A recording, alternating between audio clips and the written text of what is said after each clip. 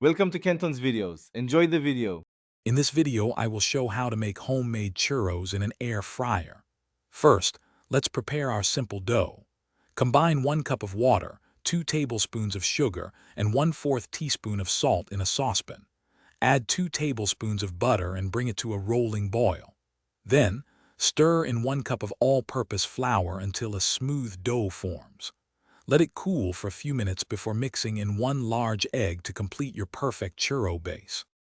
Now that your dough is ready, it's time to shape and cook these delicious treats. Transfer the dough into a piping bag fitted with a star tip. Carefully pipe 4-inch long churros on a parchment paper, ensuring they are evenly spaced. Lightly spray each churro with cooking oil to help them achieve that golden, crispy exterior.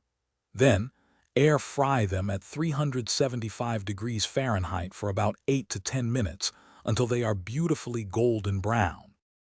Once your churros are perfectly air-fried, it's time for the classic sweet coating. While they are still warm, roll each churro generously in a mixture of 1/2 cup of sugar and 1 teaspoon of ground cinnamon. This creates that irresistible crunchy, sweet exterior. Serve your homemade churros immediately to enjoy their fresh, warm goodness.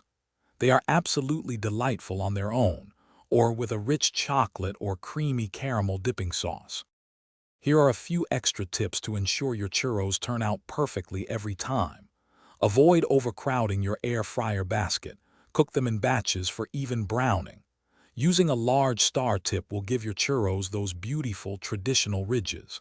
Remember that air fryer times can vary, so keep an eye on them. With these simple steps, you can easily enjoy delicious, homemade churros anytime. Happy air frying! Thanks for watching. Consider subscribing if we helped you.